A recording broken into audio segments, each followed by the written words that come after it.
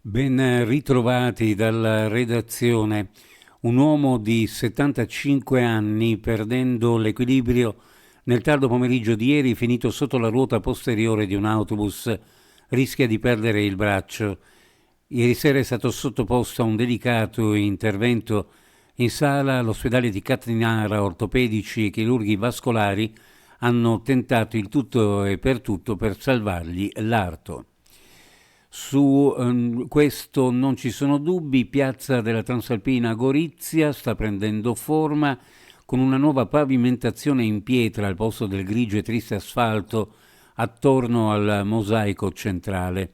Si sta lavorando a ritmo intenso, a colpi di riunioni, per definire la scaletta e gli autorevoli ospiti, perché l'inaugurazione della capitale europea della cultura l'8 febbraio dovrà essere un evento memorabile, una festa di popolo, sottolineano il sindaco Rodolfo Ziberna, l'assessore comunale a Go 2025 Patrizia Artico e la direttrice del GetGo Romina Cozzina. La certezza è che i due presidenti della Repubblica ci saranno. Sergio Mattarella e Natasha Pirc-Musar hanno dato la loro disponibilità ad essere presenti.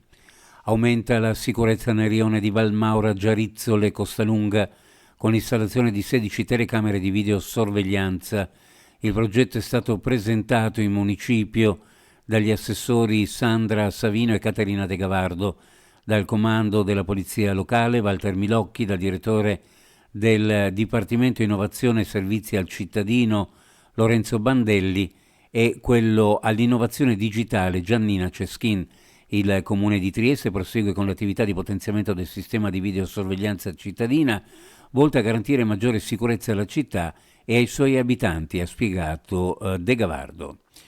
E ancora da Trieste, in città ci sono 1520 alloggi per turisti che secondo la normativa prevista risultano fuori legge e se gli accertamenti in corso dovessero colpirli, ecco che la sanzione complessiva sarebbe almeno di 1.200.000 euro, è quanto emerge dai dati diffusi dal Ministero del Turismo nella giornata di ieri.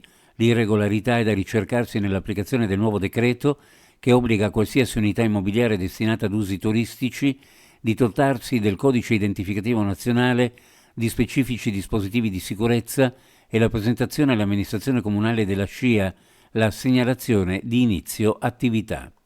Uno sguardo alle previsioni meteorologiche.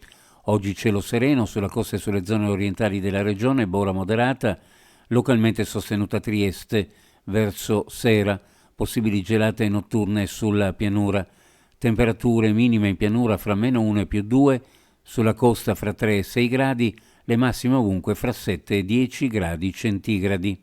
Previsioni a cura di ARPA e FVG Meteo.